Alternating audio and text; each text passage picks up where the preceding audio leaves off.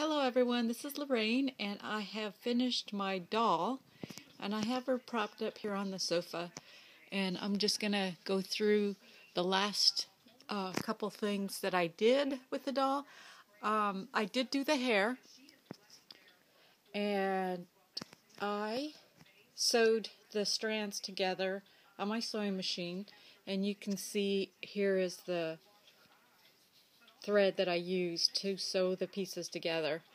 And I just kind of gauged on how much yarn I would need, and because you could always clip off a couple strands if it's too long for the head.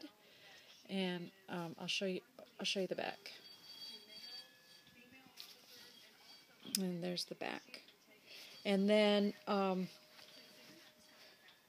what I did with the come on, sorry, I'm holding my camera and trying to film because I didn't want to put it on my tripod since I had to film it here and kind of move my camera around.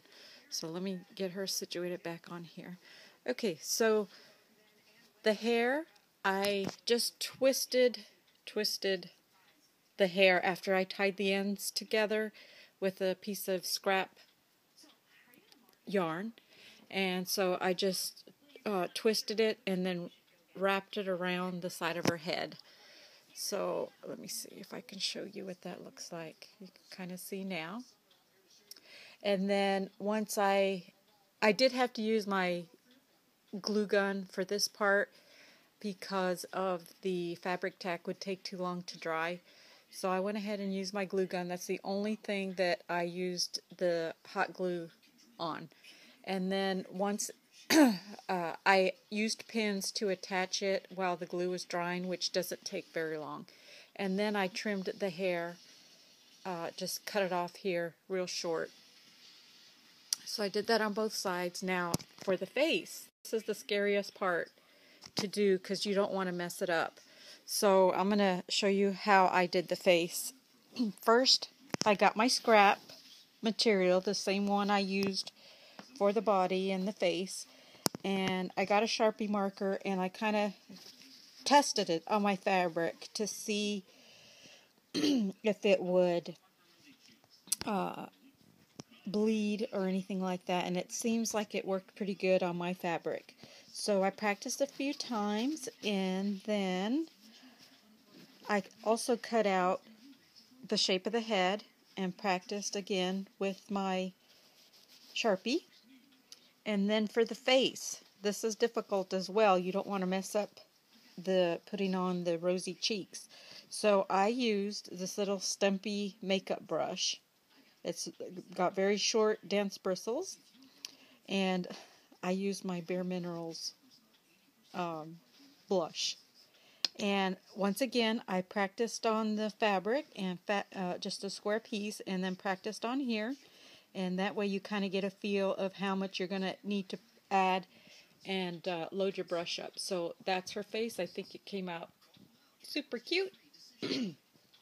And let's see, what else? That's pretty much it. I've shown you the rest of the body, but I'll just go through it once again. Now this lace was not shaped like this. I cut it into sections. Like here's one part of it, and then this part is one, this is how the ribbon came, or the lace. So you can just cut it to fit the shape of the body. And then on the back, after I got done, I think I'm done adding any more embellishments to it. I think it looks just fine, just the way it is. I'm planning to make a second one, and maybe I'll make that one a little bit more fancy. I love the sleeves, so I showed you that before. And if anybody has a pattern, or if there is a pattern in any of the books for bloomers, I would love to make a set of bloomers for her. But that's my doll. And also, today is the 13th, I went to Walmart.com, and they have 2 Tilda magazines, and one was marked down to like $6 and some change, and then there's another one that's $5 and some change. So I ordered those from Walmart, and I'll be getting a couple more issues of the Tilda magazines. So there's my doll. Sit up straight, Tilda. There. Oh, no. She's bowing goodbye. Okay, stop.